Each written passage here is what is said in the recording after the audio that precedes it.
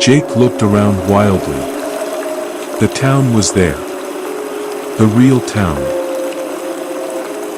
The houses were where they were supposed to be. The side streets were back. The roads connected exactly the way Jake remembered. Everything looked normal. So normal that for one brief second he wondered whether all of it had been a nightmare. The path. The other cemetery. The impossible street. The houses. The thing wearing Casey's face. Maybe he'd imagined everything. Maybe he had fallen asleep somewhere. Maybe. But then he looked down. Their pillowcases were still full. Candy spilled over the edges. They had brought it back. Proof. Jake stared at the candy. His stomach turned. The boys stood beside the road, bent over and gasping for breath. Neither spoke for several seconds. We got our candy. Aiden finally managed to say it. We actually made it back. But there was no happiness in his voice. Jake looked toward the cemetery. Yeah. He swallowed. That adventure is over. He tightened his grip on the pillowcase. Let's just go home. He hesitated. His voice dropped. I don't think we should tell anyone. Aiden looked down at the candy. But he stopped. He seemed ready to argue. Then he thought better of it. Yeah. You're right. We don't tell anyone. He rubbed his exhausted eyes. Let's just get home. I'm exhausted. Same. Jake nodded. And the two boys went home. Neither one mentioned the strange town. Neither one mentioned the house. Neither one mentioned Casey. Neither one mentioned the thing staring through the window. But all the way home,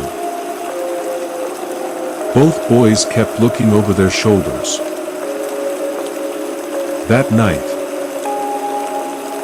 Jake dreamed about the window.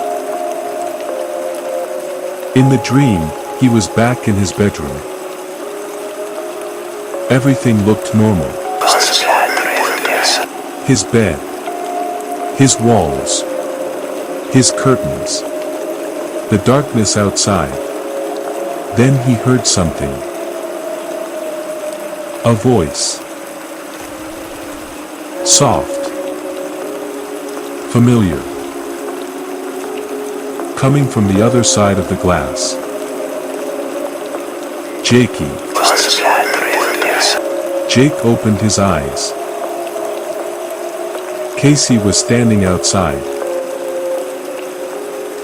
His face was pressed close to the window. Smiling. Jake. A fingernail dragged slowly across the glass. Hey, Jake. The voice sounded wrong. Dry. Ragged. As if something had hollowed Casey out from the inside and was now using what remained of his throat to speak. It's your buddy, Casey. The smile widened. Let me in. Jake couldn't move. He couldn't speak. He could only stare.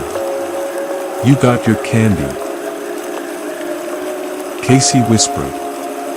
Now they want their bone and sinew, Jakey.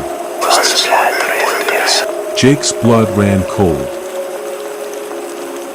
Casey placed one hand against the window. Come on. His voice dropped to almost nothing. Let me in. A pause. Then the smile returned. It won't hurt. His fingers slowly curled against the glass. For long. Jake woke from the nightmare 4 separate times.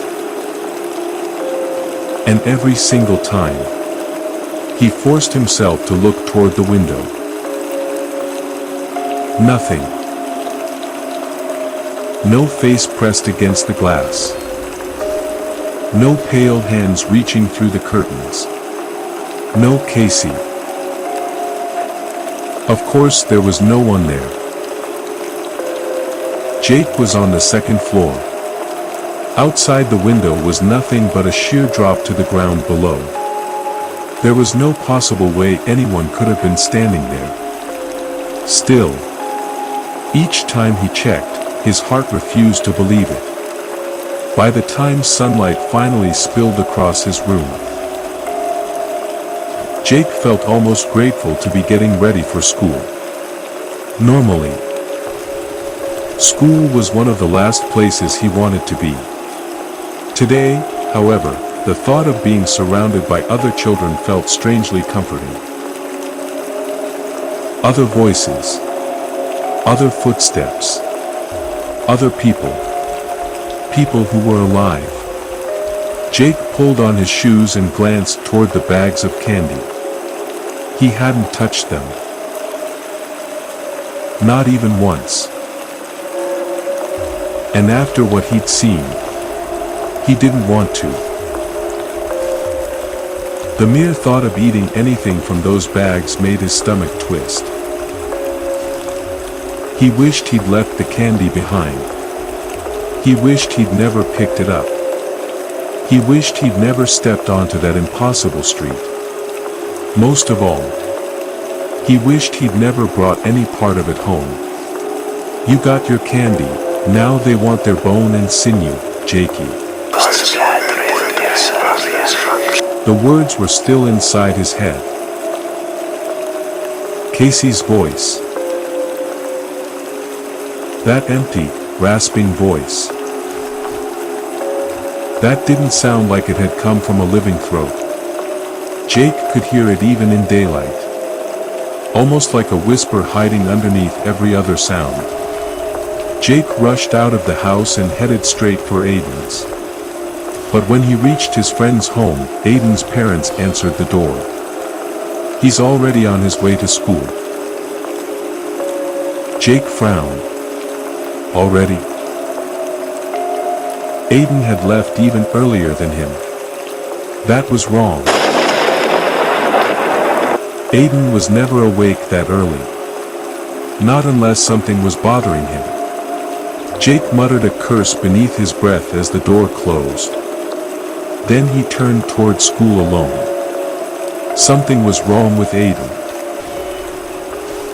He knew it.